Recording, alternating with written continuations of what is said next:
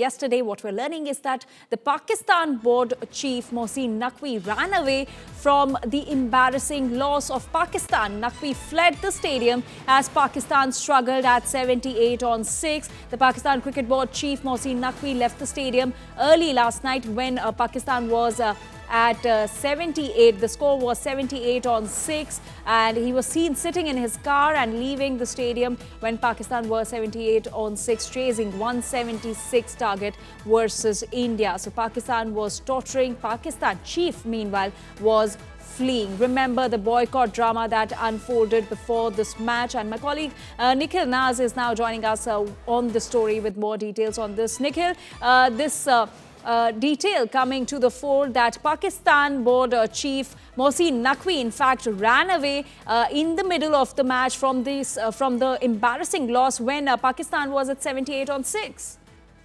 Well, that's right, Anjali. I mean, it was a stage where Pakistan was staring at a massive defeat.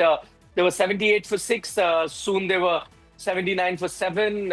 At one point, 97 for 9. And then they eventually folded up for a paltry 114, losing to India by a massive margin of 61 runs.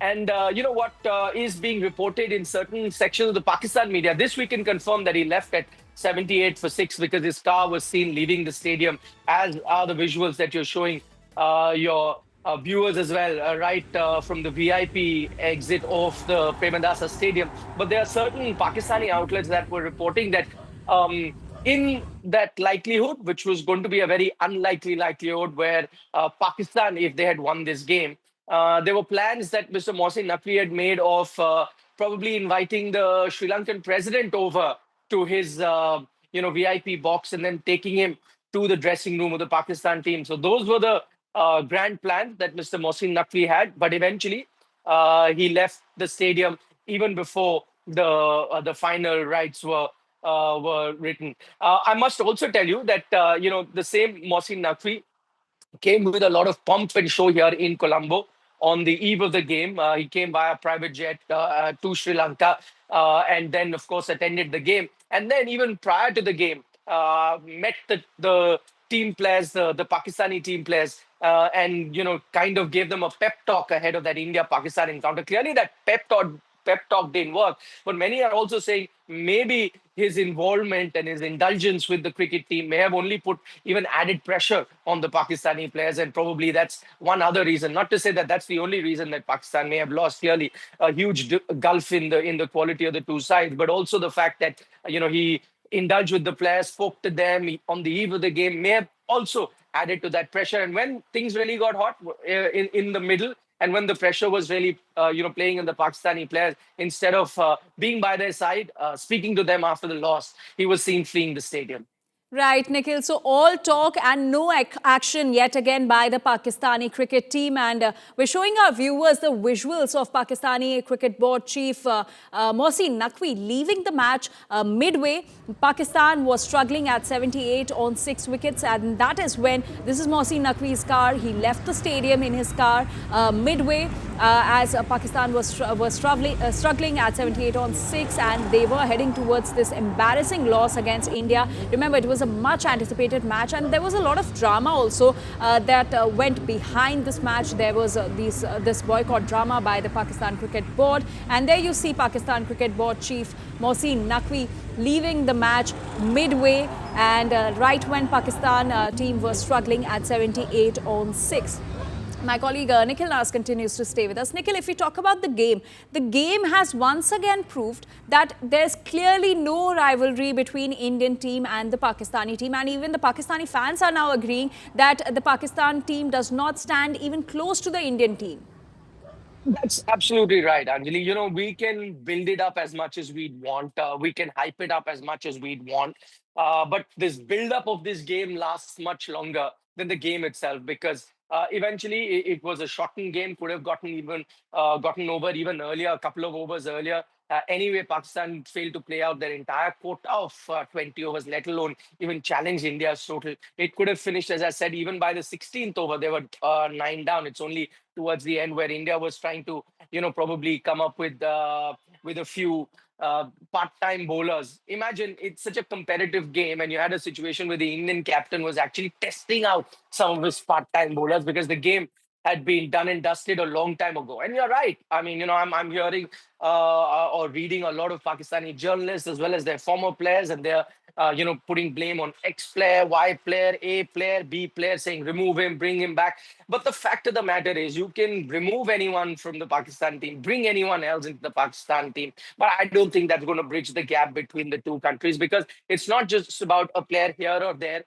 They've been playing against us. If you take a look at that last decade, every time India has come up against Pakistan, there'll be a very rare occasion where Pakistan may have triumphed. You're just showing your viewers a graphic on the screen showing 8-1. That's the result when it comes to T20 World Cups as well. So it's Surya Kumar Yadav, the captain, had said. I was there at the Asia Cup, where he himself said that rivalries are when it's 5-7 or 7-7 or 8-7, something like that. But when it's going to be 14-0 or 15-0 or maybe 11-1, these things can't really be termed as rivalry, and that's exactly what played out on the day.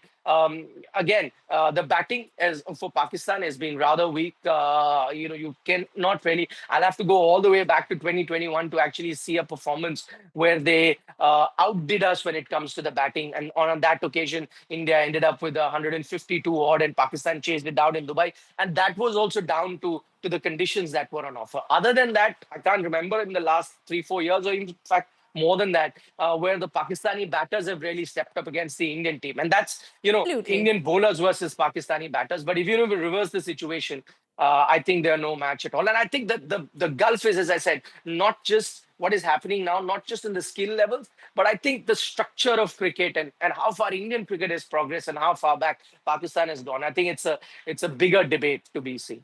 Absolutely. There's no match between the two teams. Clearly, Pakistan team does not stand even close to the Indian team. Nikhil, do stay with us.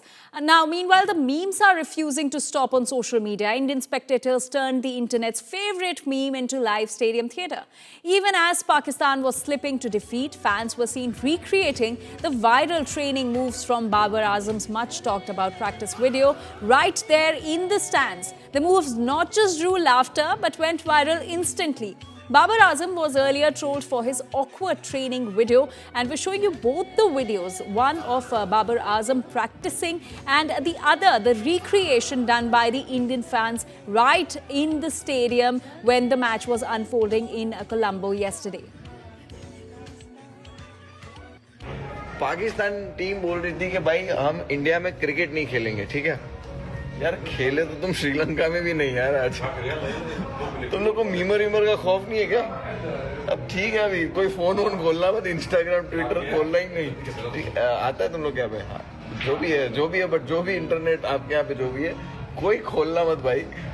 Memer लोग अब निकल पड़े भाई, वो आज नहीं छोड़ना था तुम लोग को, ठीक है? तो देख लो अभी जो भी है, बाकी तो मजा आ गया।